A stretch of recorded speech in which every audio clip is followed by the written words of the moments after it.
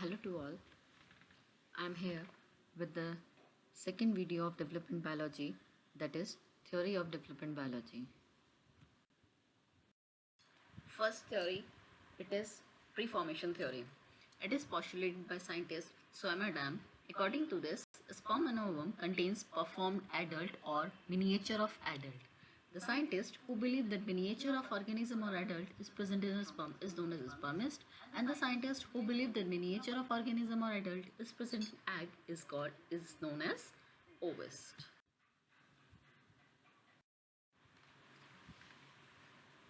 Second theory is epigenetic theory.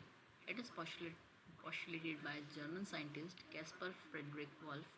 He described in his work Theoria Generations that no performed embryo existed in the egg of chick. According to him, future embryonic regions are formed from granules into organ layers. It is epigenetic. As we know, epigenesis is development step by step. In the same way, this theory postulated that human or any animal is developed step by step from embryo up to an adult. Now, third is biogenetic theory.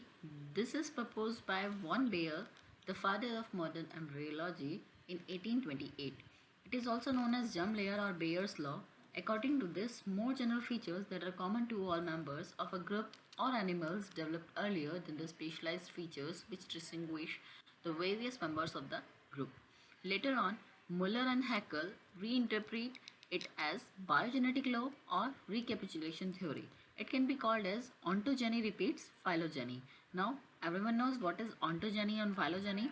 It is development history. Study of development is known as ontogeny, and it repeats study of evolution. That it in description it means during the development of any organism, it repeats its evolution history.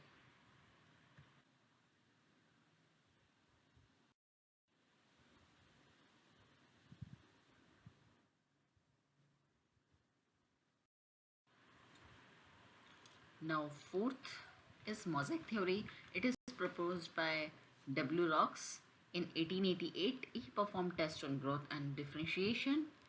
He the experiment is done on frog blastomere.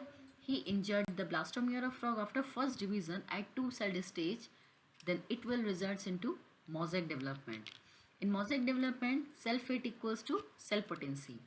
The fate of cell is governed entirely by the intrinsic characters, that is cytoplasmic determinants is inherited at cell division. In this mosaic development, the blastomere is divided into two and both give rise to different cells.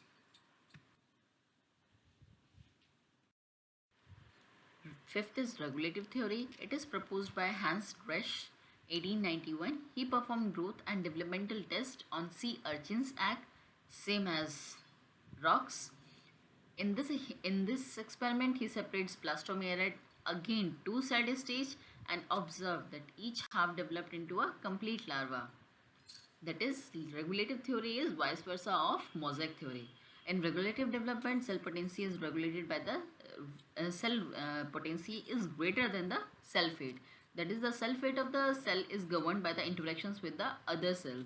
That is, signaling from the other cell is done.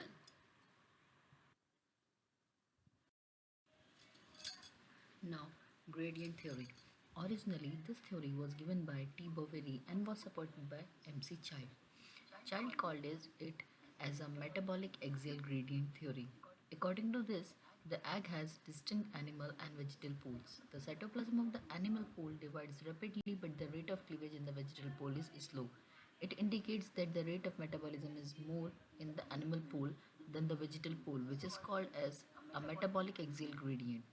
Hostidius and Renstrom called it as a double gradient theory. They explain egg development on the basis of animal pole gradient and vegetal pole gradient.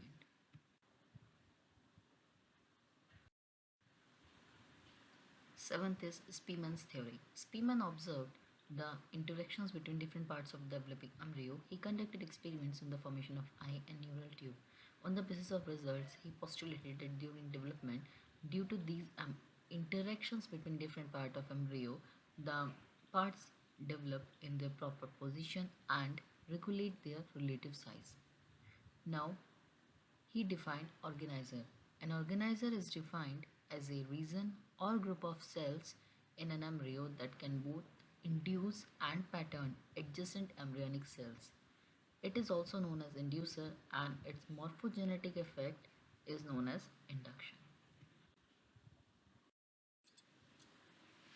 Now, I would like to ask you about queries or questions. If you are having any query, please comment me below or mail me. I will surely reply to your queries by explaining in next video. And please like, share and subscribe my videos.